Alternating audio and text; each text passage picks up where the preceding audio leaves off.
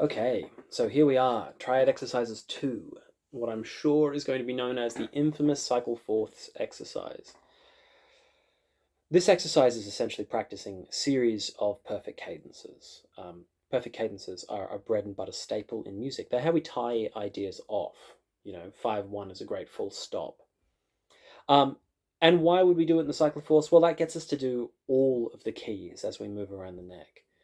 Um, because this whole lick transposes endlessly, it will loop, and you can play entire cycles roaming up and down the neck. It can be quite fun. It has a simple recipe. So the simple recipe is we start on a triad. To that triad, we add the flat 7.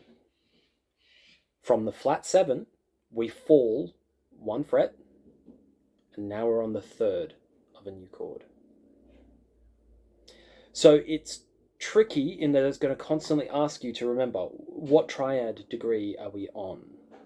How do I find my flat 7? And that can make it a fair bit intimidating. What we're going to do is we're going to look at it in two different modes. We're going to look at it going up in minor thirds, and then we're going to discuss some strategies for coming down. One of the problems with coming down is it moves way faster than going up. And because of that, you probably need to go down for a bit, then come back up. So you might want to combine using a tone down and a minor third up. In the exercises, or in the examples I'm going to give, these are not the only answers, and you really have to find some melodies and ideas of your own and experiment with it. You want to try to make it as musical as possible. If you hear a particular shape that you liked when you played it once, try to replicate that shape as a way of, creating a melody that you like the sound of.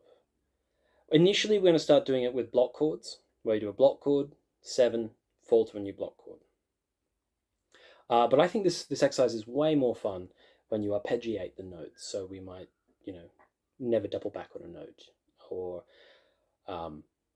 try to find ways of incorporating a little bit of movement instead of all of this kind of static blocky sounds.